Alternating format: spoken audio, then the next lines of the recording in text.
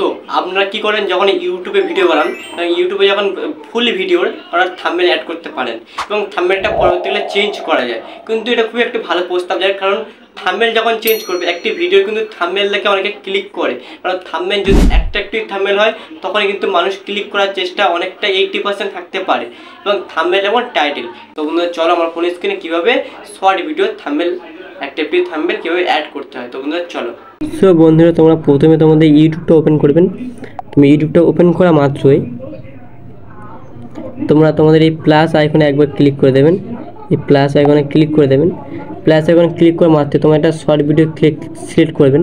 তো আমি একটা শর্ট ভিডিও সিলেক্ট করলাম, সেটা আমি তোমাদের দেখাচ্ছি ভালোভাবে। শর্ট, এই শর্টসটা আমি ক্লিক করলাম এবং শর্টসটা এবার আপডেট যখন করবো, এই শর্টস ভিডিওটা যখন আমি আপলোড করতে যাবো, এখানে একটা পেন্সিল আইকন আছে, পেন্সিল বলে।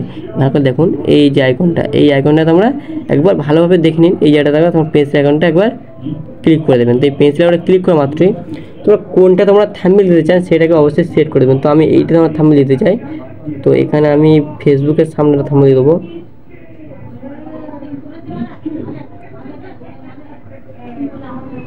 তো এইটা থাম্বনেল দেওয়ার পরে এই রাইটে অপশানে তোমরা রাইটে ক্লিক করে দেবেন।